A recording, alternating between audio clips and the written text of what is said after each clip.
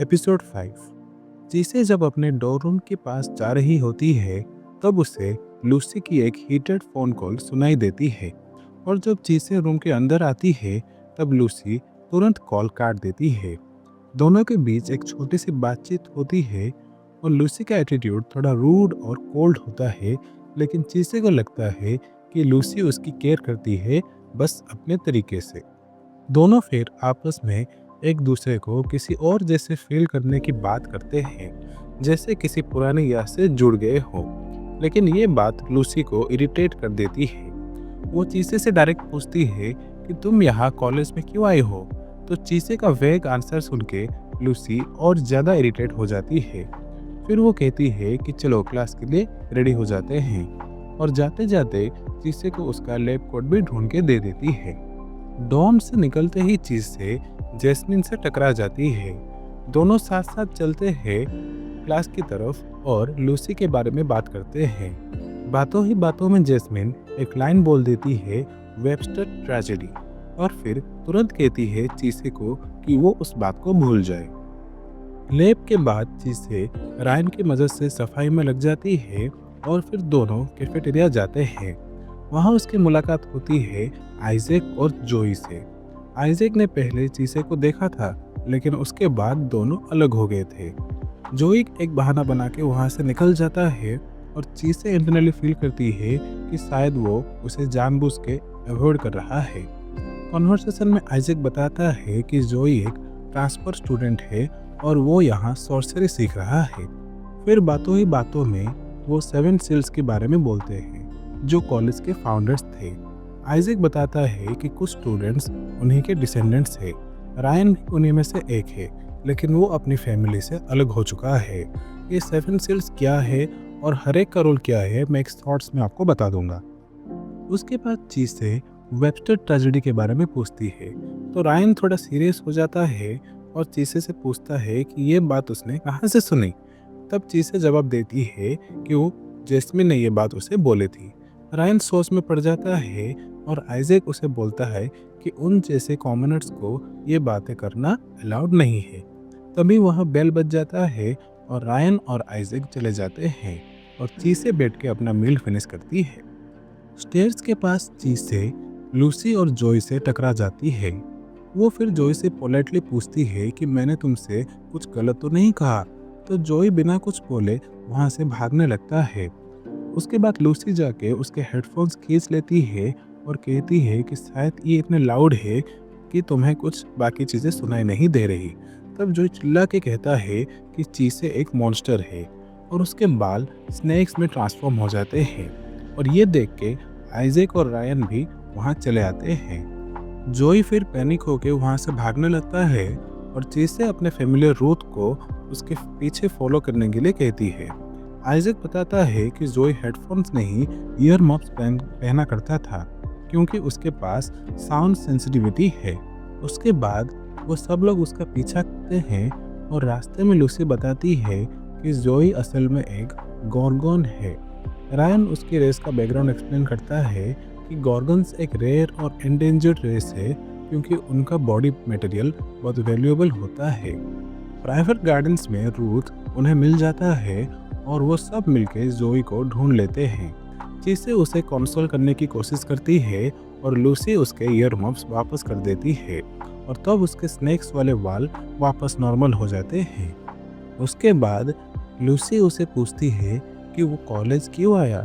तो जोई इमोशनल होके अपनी फैमिली हिस्ट्री के बारे में बोलता है। जोई की माँ एक गॉर्गन फैमिली से है और उनके फादर एक सॉर्सरर है, और जब जोई पैदा हुआ इनमें उन दोनों की खूबियाँ शामिल हो गई हैं। हालांकि ये गॉर्गन के कुछ काम नहीं कर पाता, जैसे कि लाइट को सेंस ना करना या किसी को वश में ना कर पाना। और जब ये अब ईयरमप्स खोलता है, इनके बाल सांप जैसे हो जाते हैं। और वो अपने कॉलेज आने की रीज़न भी ये बताता है ताकि उसके फादर बाहर जा सके, क्योंकि ये हमेशा घर में ही रहता था। सब उसके बाद चीसे से पूछते हैं कि वो कॉलेज क्यों आई। तो वो बताती है कि उसके पास जो ड्रैगन्स कर्स है वो उससे छुटकारा पाने के लिए वहाँ आई है। जोई फिर कहता है कि उनके स्पेसिस ड्रैगन से डरते हैं, इसलिए जब वो चीसे के पास होता है उसे थोड़ा अनकंफर्टेबल फील होता है। तभी रूथ नोटिस करता है कि कोई उन्हें चुपके से सुन रहा है और वो है फिलोमेला। और जब रूथ उसे फेस करती है तो फिलोमेला कहती है कि ये सिर्फ एक प्रैक्टिस है। रायन फिर आके बताता है कि उसकी फैमिली इंटेलिजेंस गैदरिंग में एक्सपर्ट है। फिलोमेला एक्चुअली रायन की सेकंड कज़न भी है। और प्रॉब्लम ये है कि फिलोमेला किसी का भी सीक्रेट किसी को नहीं बताती और ये कई बार उसे मुश्किल में भी डाल देती है। उसके बाद जॉय के सीक्रेट को सेफ रखने के लिए रायन एक मैजिकल कॉन्ट्रैक्ट बनाता है और अगर कोई भी इस सीक्रेट को कहेगा या लिखेगा तो उसके कॉन्सिक्वेंसेस उन्हें भुगतने पड़ेंगे। उसके बाद गार्डन से निकलते वक्त जॉय चीसे से माफ़ी मांगता है और वो खुशी से एक्सेप्ट कर देती है। लूसी फिलोमेला से कहती है कि वो उस पर ट्रस्ट नहीं करती और उसी की वजह से इसकी फैमिली के सारे लोग मर गए हैं। शाम के टाइम रायन जेस्मिन से मिलता है और उससे वेबस्टर ट्रेजेडी मेंशन करने के लिए गालियां देता है। दोनों के बीच छोटी सी आर्ग्यूमेंट होती है और रायन वहां से चला जाता है और उसके बाद जेस्मिन आके वायलेट को कंफर्ट करती है। एपिसोड 6। लास्ट एपिसोड में जो कॉन्वर्सेशन आधे में चला गया था वो वापस कंटिन्यू होता है, जहाँ चीसे एलाइस से पूछती है कि उसने उसे प्रपोज क्यों किया था। तो एलाइस थोड़ा ऑकवर्ड फील करता है और कहता है कि वो जवाब बाद में देगा। थोड़ी देर बाद वो रेनफ्रेड से मिलता है और उससे भी वही सवाल पूछता है कि क्या उसने सोचा है कि किसी को अपना स्पाउस बनाने के लिए। तो रेनफ्रेड शॉक हो जाता है। एलाइस फिर कहता है कि वो बस कुछ एग्जाम्पल्स ढूंढ रहा है ताकि चीसे के सवाल का जवाब समझ सके। एलाइस फिर रेनफ्रेड से पूछता है कि एलिस उसकी क्या लगती है। तो रेनफ्रेड गुस्से से जवाब देता है कि वो उसकी बेटी जैसी है और वो उसके बारे में कुछ नहीं सोचता और वो उसे तब तक अपने पास रखेगा जब तक वो बड़ी और अपना को प्रोटेक्ट करने वाली नहीं बन जाती। ये सब एलिस सुनती है और उसे बहुत हर्ट फील होता है।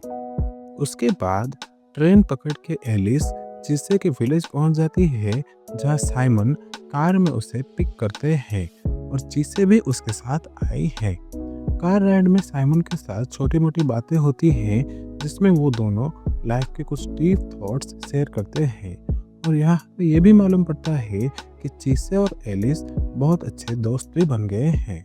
एलाइस के घर पहुंचकर एलिस एक सूप पीती है जिसे सिल्वर लेडी ने बनाया है और वो उसकी खूब तारीफ करती है, जिसे सुन के सिल्वर लेडी खुश हो जाती है। एलिस फिर पूछता है कि रेनफ्रेड के बिना वो यहाँ क्यों आई है।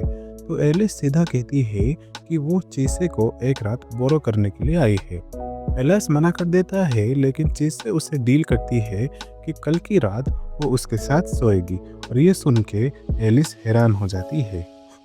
पता नहीं ये चिल्ड्रन शो में ऐसी बातें क्यों करते हैं। डिनर के बाद चीसे और एलिस बेड पे एक honest heart to heart conversation करते हैं। एलिस वो दिन याद करती है जब जोसेफ ने उसकी और रेडफर्ड की लाइफ तबाह कर दी थी। तो उस दिन क्या हुआ था कि जोसेफ रेडफर्ड और एलिस के घर में आया था और जब इन दोनों को उसके इंटेंट अच्छे नहीं लगे तो उसने इन पे हमला कर दिया था और रेडफर्ड अचानक से आगे आ गया, जिससे एलिस तो बच गई लेकिन उसका हाथ कट गया जोसेफ के एक कैमरा के द्वारा। और उसके बाद उसने रेनफ्रेड को फोर्स किया कि किंग ऑफ कैट्स से करप्शन लेके आएगा तभी वो उसका हाथ लौटाएगा। और उस दिन एलिस की लाइफ बहुत टूट गई थी और तब से लेके वो लगातार उसकी रखवाली कर रही है। लेकिन उसके दिमाग में सबसे बड़ा कंफ्यूजन ये है कि रेनफ्रेड उसे अपनी बेटी की तरह क्यों मानता है जबकि उसको उसके लिए फादर वाली फीलिंग आ ही नहीं रही है। एलिस फिर चीसे से पूछती है कि उसका एलाइस के साथ क्या रिश्ता है। तो चीसे थोड़ा कंफ्यूज्ड हो जाती है और उसके बाद कहती है कि साइमन ने कहा था कि हर चीज़ का इंटरप्रिटेशन अलग हो सकता है। तभी विलो द विस्प आता है और अपने विटी तरीके से उनकी बातों में घुस जाता है। हालांकि एलिस उसकी बातों से थोड़ा एग्री भी करती है। थोड़ी देर बाद चीसे एलिस को उसके रूम में रख के रूफटॉप जाती है, जहां एलाइस उसका वेट कर रहा है क्योंकि उसे भी नींद नहीं आ रही। वहाँ पे चीसे एलाइस को दोबारा सेम चीज़ पूछती है कि उसने उसे शादी के लिए प्रपोज क्यों किया था। तो एलाइस कहता है कि उसने ऐसा इसलिए कहा ताकि चीसे उसके पास रह सके। तो ये सुन के चीसे कहती है कि उसने ऐसा ही कुछ आंसर एक्सपेक्ट किया था। एलाइस फिर बोलता है कि चीसे को अपना ब्राइड बनाने का एक और रीज़न ये था कि जब उसने चीसे को पहली बार उसके घर लाया था, तब वो उसकी अप्रेंटिस थी और एक अप्रेंटिस सब काम सीखने के बाद उसके मालिक को छोड़ देती है और एलाइस नहीं चाहता था कि चीसे उसे छोड़े।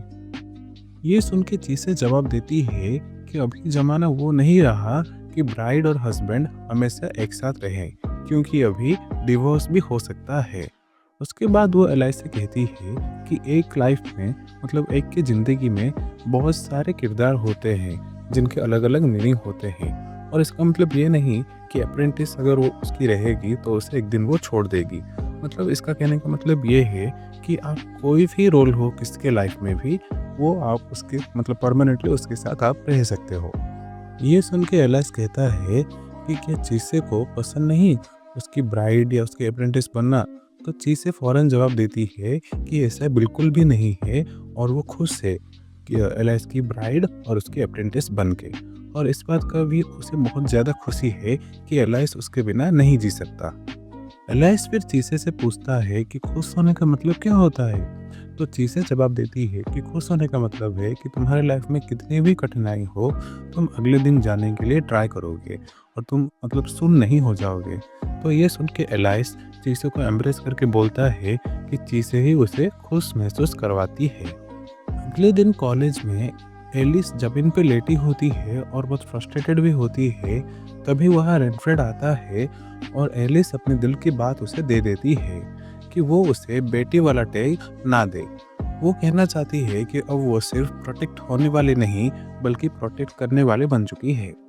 ये सुन के रेनफ्रेड कामली जवाब देता है कि एलिस अभी तक बच्ची ही है और अगर वो उसको बड़ी समझती है तो उसे चिल्लाने के अलावा भी कुछ और काम करना पड़ेगा, और उसे ये भी कहता है कि वो अपना क्लासेस स्किप ना करे। कॉलेज के दूसरी तरफ कुछ अनजान व्यक्ति एक ड्रॉ खोलने की कोशिश करते हैं जिनमें से एक पर्पल लाइट निकलता है।